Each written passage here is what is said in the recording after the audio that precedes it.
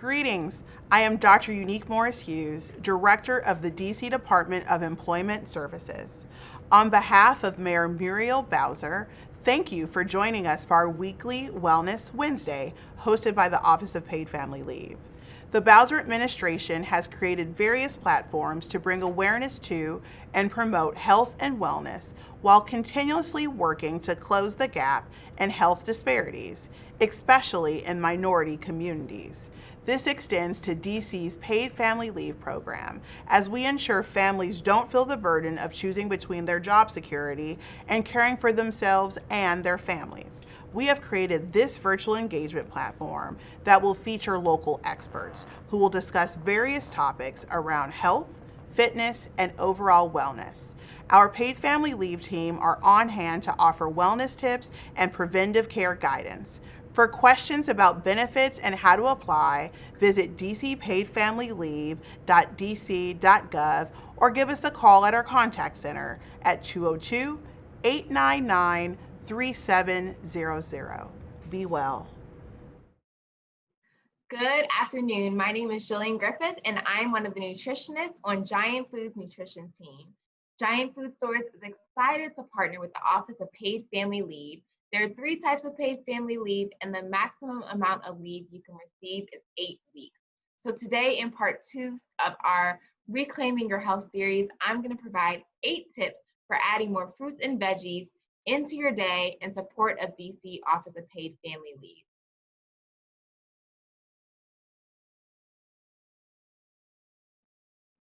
Okay, before I get into my 8 tips, I first want to just talk about plant-based eating and explain what plant-based eating is, because I get that question a lot. And as we're talking about adding more fruits and vegetables into our day, I feel like it's really appropriate to just address what plant-based eating is. So the term plant-based eating can be rather vague, but generally it refers to products or eating lifestyles that are centered around plants. So just being plant forward. Now, the typical American diet is centered around meat. You'll often hear someone say for dinner they're having chicken and rice with a side of vegetables, or steak and potatoes and some vegetables, hopefully. But a plant-based eater flips this and makes plants the center of their plate. Plant-based eaters may call themselves by many names, and that's because there's varying degrees of plant-based eating based on the amount of animal foods in their diet.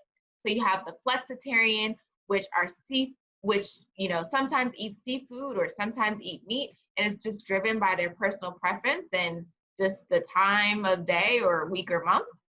Pescatarians eat no meat except seafood, but they also may consume dairy and eggs. Vegetarians eat no meat, but may consume dairy and eggs. And then vegans eat no animal products whatsoever, including meat, dairy, eggs, and even honey. Now, to be plant forward or to be a plant-based eater, you do not have to fit into one of these molds. To be a plant-based eater, you just need to focus on plants in your meals. That's the only requirement. And we should really be doing this always. Now, in general, plant-based eaters or people who are plant forward have more fiber in their diet, which makes sense because plant-based foods like nuts, seeds, legumes are very high in fiber, as well as our fruits and veggies. Plant-based eaters also tend to have less saturated fat intake, as saturated fat is mainly found in our animal products. And then because of this, plant-based eaters or plant-based diets have been tied to lower risk of many chronic diseases, a lot of which we talked about last week in our session: cancer, diabetes, hypertension. Those that follow a plant-based diet are at lower risk for these chronic diseases. Okay, so let's jump into the tips. Enough about all the science. Let's talk about how we can add more fruits and veggies to our plate throughout the day. And right now, while you have more time to spend in your kitchen, it's the perfect time to try a new vegetable or fruit, or add your favorite, or take your favorite fruits and vegetables and try them in a new way. I'm gonna focus on vegetables today because fruits tend to be pretty easy to get in throughout the day. Vegetables are a little bit harder. So my first tip is to make a cauliflower pizza. Have a pizza night. Have cauliflower as the base of your pizza crust, so you're getting a low carb, nutrient dense pizza crust, and then pile on those veggies. my favorite vegetables to pile on my pizza, which I tend to have at least once a week. I love pizza, are mushrooms, peppers. I love pineapple. I add my spinach to my pizza. So the options are limitless. Pile on those veggies. My second tip is to have a pasta night with zucchini, carrot, or sweet potato noodles. You can find spiralized zucchini and maybe even sweet potato noodles in the fresh produce aisle, but the frozen produce section will have a wider variety of spiralized vegetables for you to choose from, and rice vegetables as well.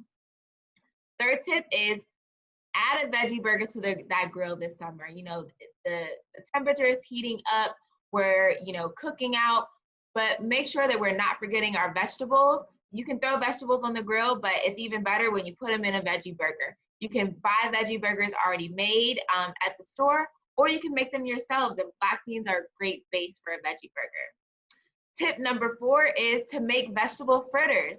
Kohlrabi and zucchini are a perfect combo for a fritter. And if fritters aren't your thing, you know, think about your fries. Switch up those regular fries for sweet potato fries, or you can switch up those sweet potato fries and use rutabaga. Like I said, the options are limitless when you're experimenting with your vegetables. Now, tip number 5 is going to be to make kale chips. Swap out those traditional chips for a veggie chip. Kale chips are delicious. You can buy them already made, or you can make them yourself as well. You know, just put them in the oven, put your kale in the oven at 400, or you can use a dehydrator. And then once you're done with them, sprinkle them with your favorite seasoning. I love a little sea salt and chili pepper. And voila, you have a delicious chip.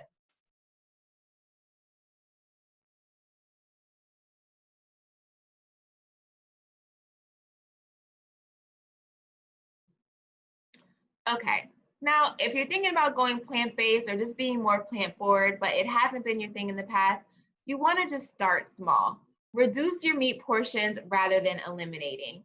And you can do this just by swapping out meat in some of your favorite dishes. So whether it's a veggie lasagna or swapping in some beans and lentils in your favorite chili recipe, doing an eggplant parmesan, or like I said, a veggie burger this summer on the grill. You just want to focus on one meal at a time and 1 week at a time. It could be, you know, doing one plant-based meal a day or one plant-based day a week.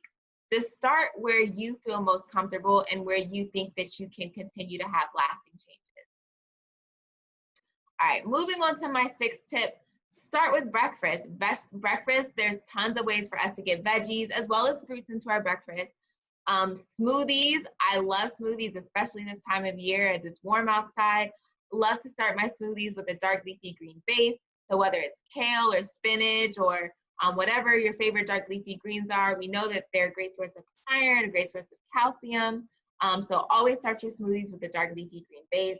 You can do a veggie omelet or veggie egg cups. We have a really great veggie egg cup recipe on our blog. So be sure to check it out on our website.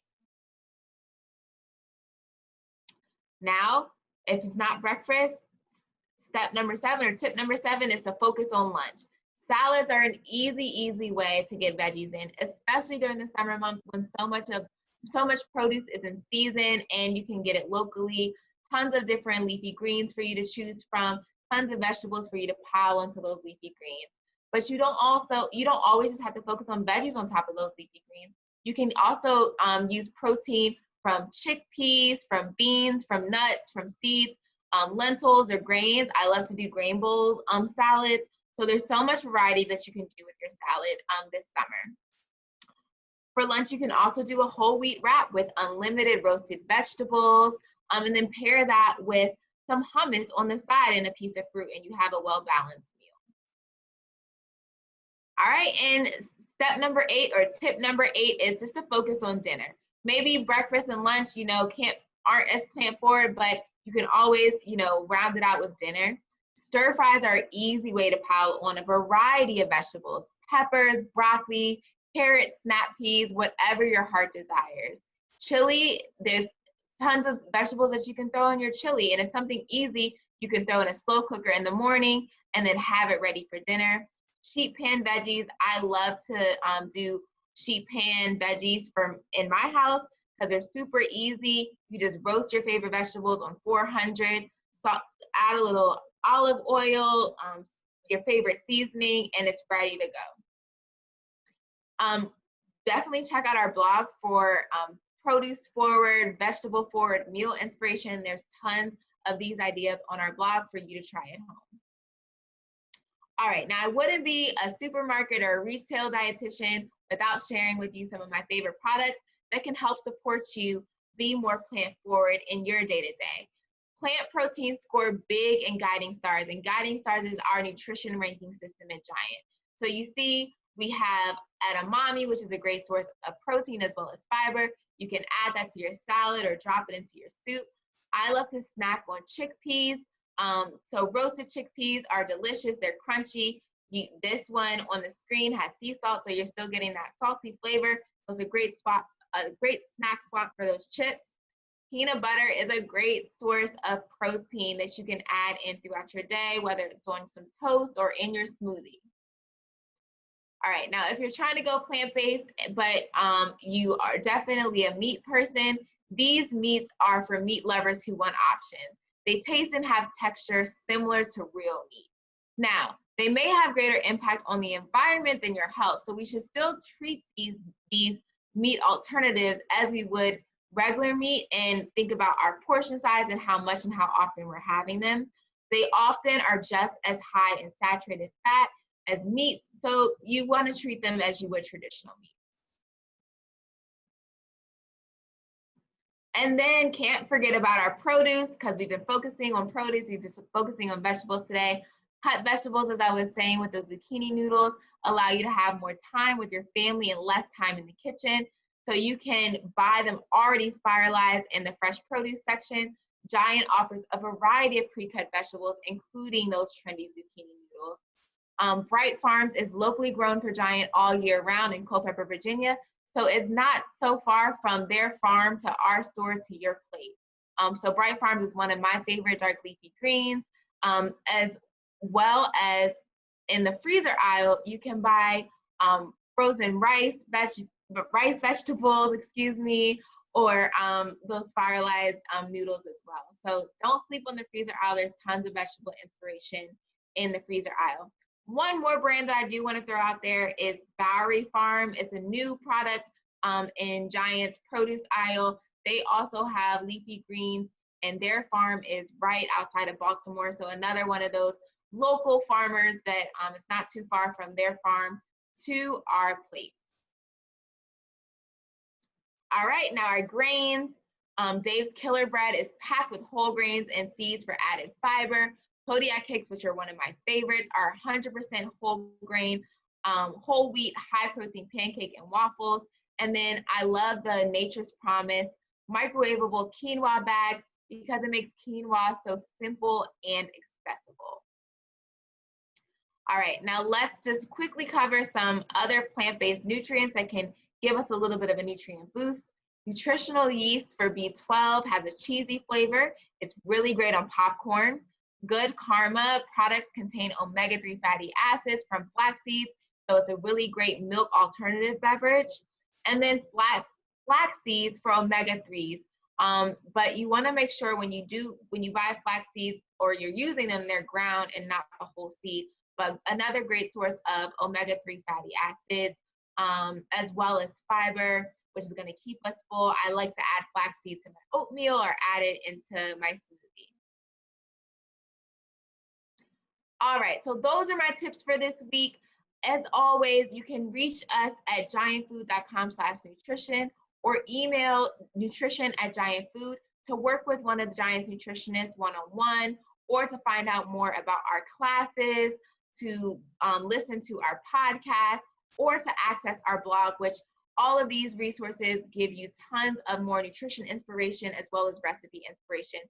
So we'd love to connect with you. So be sure to email us with any questions at nutrition@giantfood.com or visit giantfood.com/nutrition to see all of our resources.